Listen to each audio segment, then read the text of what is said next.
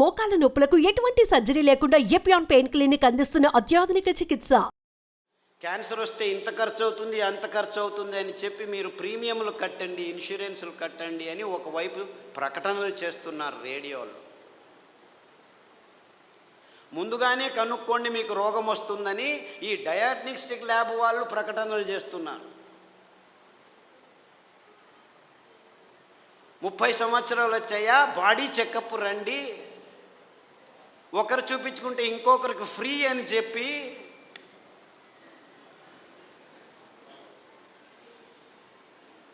అంటే మీ భయాన్ని అమ్ముకునే ఈ భయంకరమైన సమాజాన్ని మనం నిర్మిస్తున్నామని మనకి ఎవ్వరికీ తలకపోవట్లేదు. దేవుడిచ్చింది అద్భుతమైన వైవిధ్యమయ పదార్థాలన్నింటినీ. దీనికి కారణం వాళ్ళు కాదు, నేను వాళ్ళని తిట్టడమే లేదు, అంతా మనం చేసుకున్న బుద్ధిమాంద్య పనులే.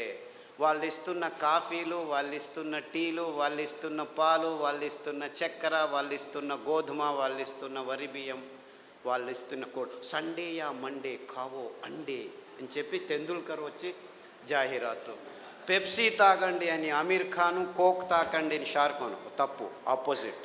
అమీర్ ఖాన్ కోకు, ఈవిడు పెప్సీ. నేను పైనుంచి వస్తాను సల్మాన్ ఖాన్ థమ్సప్ అని వస్తే వాళ్ళు 100 mlలో 45 గ్రాములు చక్కెర అమ్ముతున్నారని ఎవరికి అర్థం కావట్లేదు. వేల కోట్ల రూపాయలు ఖర్చు పెట్టి డ్యాములు కట్టి నీళ్లను పోగు చేసి చివరికి పెంచేదేమిట్రా మనం అంటే ఈ చెరుకు నుంచి వచ్చే చక్కెర తింటే 1 గ్రాము తింటే మీ రోగ నిరోధక శక్తి 6 నెలలు మాయమైపోతుంది. డెంగ్యూ రావచ్చు, పంగు రావచ్చు, H5N1, H1N1, డెంగ్యూ, పింగు, జింక, పుంక, నీపా, ఏనేనో పేర్లు, అంతా అర్థం కాని పేర్లని పెట్టుకొని నీపా గబ్బిలాల నుంచి వచ్చింది, గబ్బిలాన్ని చంపండిరా. డెంగ్యూ దోమల నుంచి, దోమల్ని చంపండిరా. పక్షి జ్వరం, అక్కి. కోళ్ళ జ్వరం, కోళ్ళని చంపండి. పందుల జ్వరం, పందులను చంపండి. మ్యాడ్ కౌ డిసీజ్, కౌస్ని చంపండి. మిలియన్స్ ఆఫ్ అనిమల్స్ మారణ హోమం చేస్తూ వస్తున్నాము గడిచిన 15 సంవత్సరాల్లో. కానీ ఎవరికి చెప్పట్లేదు దీనివల్ల వస్తుందని. Match the following. 2వ తరగతి పిల్లాడికి చెప్తే చాలు, మ్యాచ్ చేస్తాడు.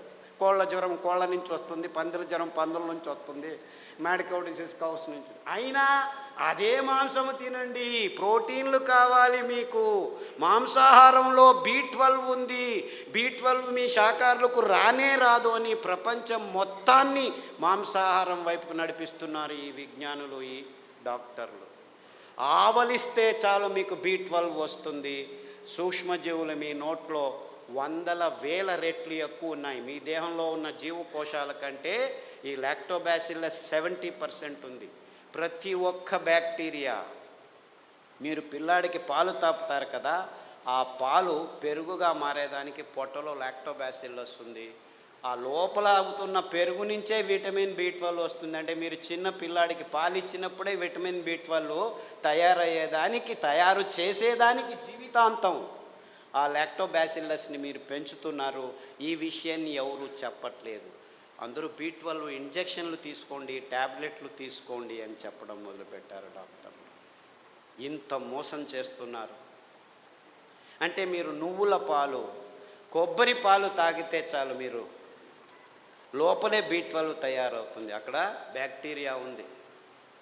లేదు, పెరుగు చేసుకోండి కొబ్బరి పాలతో, ఒక 2 చెంచాలు తినండి వారానికి, చాలు B12 వస్తుంది. ఎంత మోసం చేస్తుంది. ఇప్పుడు ఈ కొత్త స్కామ్ ఇది.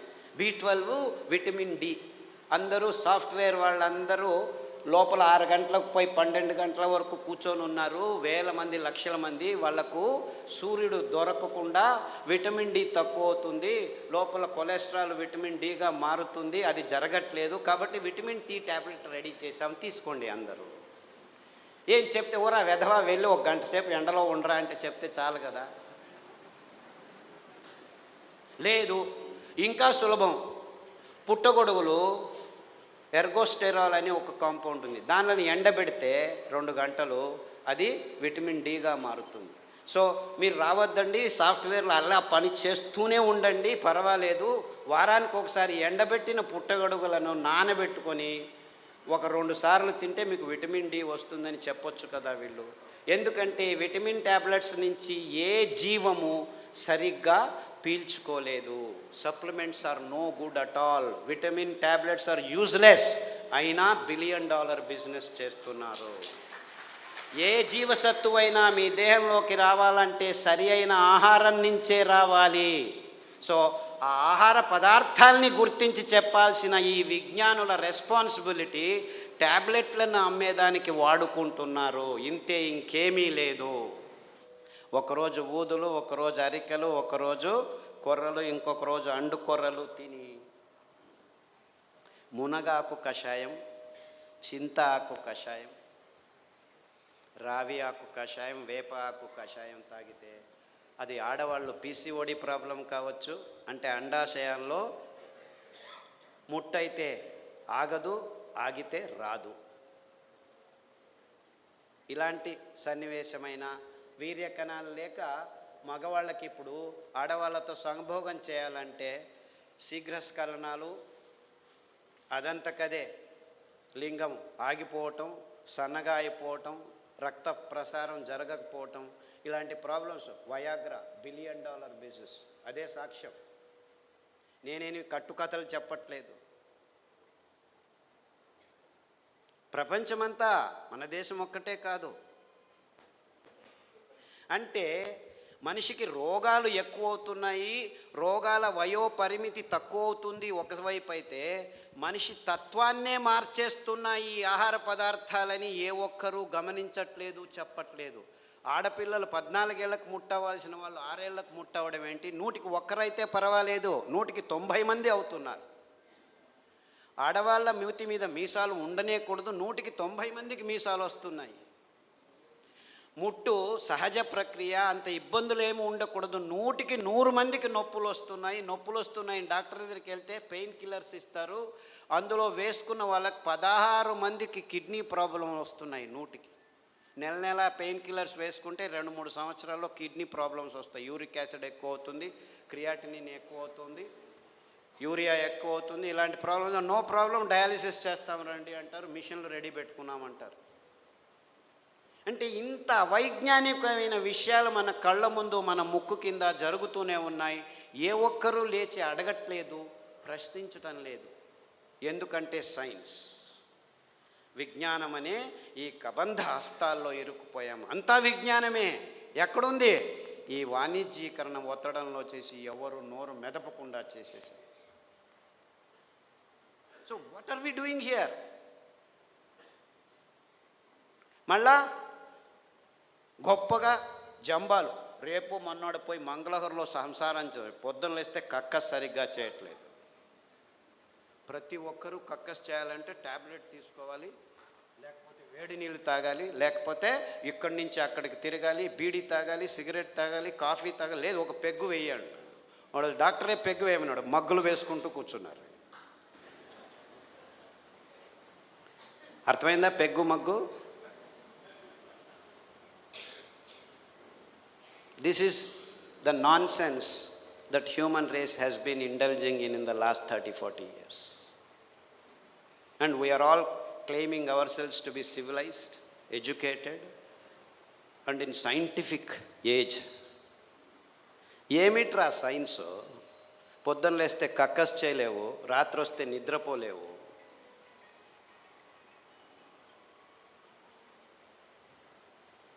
Wear is your science? మళ్ళా నిద్ర రావట్లేదు, మనిషి యోగా చేస్తాను, కూర్చొని యోగా అని కూడా.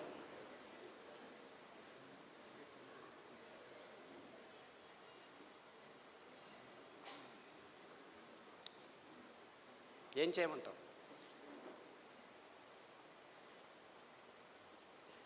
యోగా చేసి నిద్ర రావట్లేదు, ట్యాబ్లెట్ వేసుకున్నా నిద్ర రావట్లేదు. రాత్రి నిద్రపోవాలి, పగలు పని చేయాలి.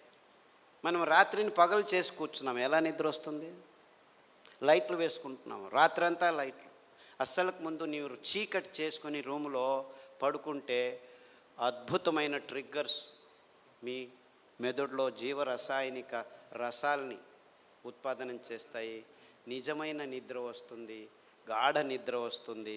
అతి అద్భుతమైన నిద్ర మీ దేహానికి తడితే మీలో రోగనిరోధక శక్తి ఎక్కువ అవుతుంది. అంటే ఈ మధ్య ప్రపంచంలో మానవ జాతి సరి అయిన నిద్రపోవట్లేదు. ఎందుకంటే కారు అడవుల్లో కూడాను లైట్లు వేసేదానికి రెడీ అయిపోయాం. సో ఒక్క విజ్ఞాని కూడా చెప్పట్లేదు అందరూ చీకటి చేసుకొని నిద్రపోండి అని. ఎప్పుడైనా నిద్ర రాకుంటే ఈ ట్యాబ్లెట్ వేసుకో అని చెప్తున్నారు. మీరు 10 సంవత్సరాలు నిద్ర కోసం ట్యాబ్లెట్ తీసుకున్న వాళ్ళు నా దగ్గరికి వస్తే 3 గంటలు చీకట్లో కూర్చో, ప్రతిరోజు ధ్యానం చెయ్యి, పుస్ అని ఊదొద్దు, ఊరికే దేవుడిని తలుచుకో.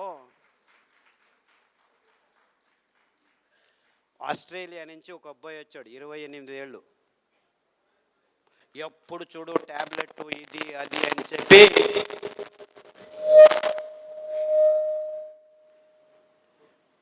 నరాలు వణుకుతూ నిద్ర లేక, నిద్రకు ట్యాబ్లెట్లు తీసుకుంటే నిద్ర రాక, చివరకు భోజనం చేసేదానికి వేళ్ళు వంగక అతి భయంకరమైన స్థితిలో వచ్చాడు. నిద్రపోయి 30 రోజులైంది. ఇలా కళ్ళు ఇలా అయిపోయాడు. వాళ్ళ అమ్మ నాన్న ఎంతో బాధపడుతూ ఇలా అయిపోయాడు, ఆస్ట్రేలియాకి తీసుకెళ్ళాము, అమెరికాకి తీసుకెళ్ళాము, అన్ని మందులు ఇచ్చాము, ఏమీ కావట్లేదు. అరికలో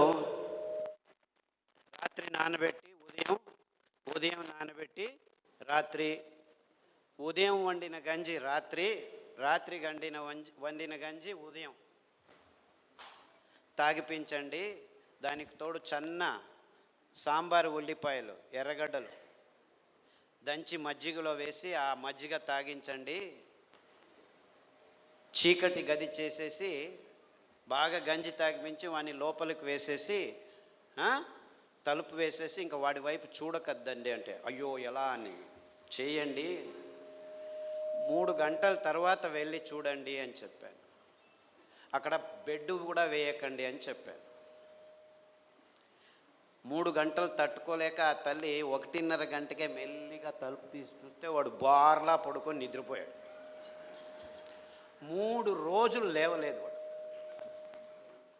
ఫోన్ చేసి లేవటమే లేదు, లేపి గంజి వాడు, ఏమీ చేయొద్దండి నిద్రపోనివాడు, 3 రోజులు కాదు 6 రోజులు నిద్రపోయినా ఏమీ ఇబ్బంది లేదు అని చెప్తే 3 రోజుల తర్వాత లేచి కంప్లీట్లీ ఆల్ రైట్, మళ్ళా ల్యాప్టాప్ తీసుకుంటాను అంటాడు. వేదవా, ఆ ల్యాప్టాప్ నుంచే నీకు ఈ రోగం వచ్చిందిరా.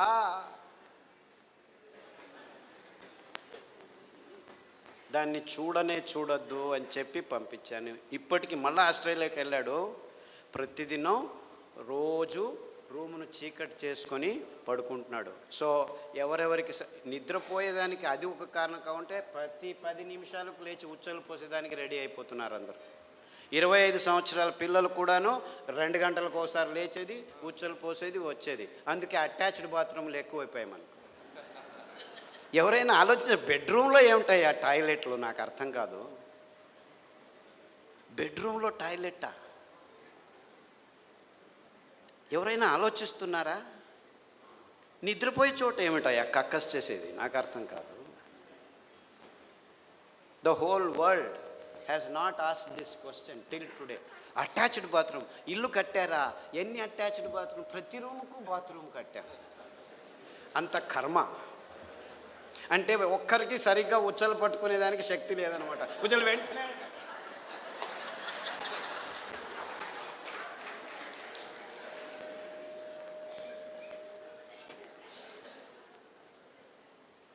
అండుకొరల గంజి తాగండి.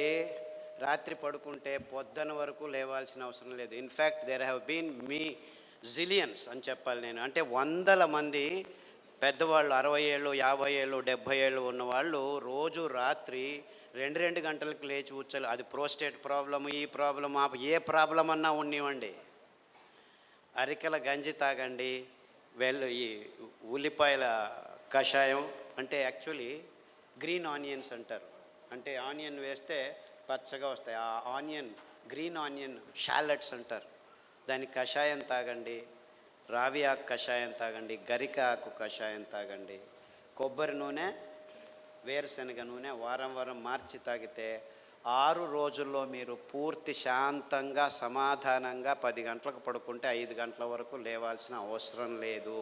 ఎవరైనా సరే, అది చిన్నపిల్లాడైనా సరే పెద్దవాళ్ళైనా సరే. అంటే సరిగ్గా నిద్రపోవటం కూడా మానవ జాతికి. 16 మంది ట్యాబ్లెట్ తీసుకుంటున్నారు, కానీ మిగిలిన వాళ్ళంతా ఈ సర్కస్లు ఏదో ఒకటి చేస్తున్నారు. చిన్నపిల్లల వరకు ఈ రోగాలు వచ్చేసాయి. అంటే మనం గట్టిగా సాయంకాలం 1 గంట నడిచిన తర్వాత ఈ పనులు చేస్తే 6 వారాల్లో అందరూ సరిగ్గా నిద్రపోతారు, ఏమీ ఇబ్బంది లేకుండా.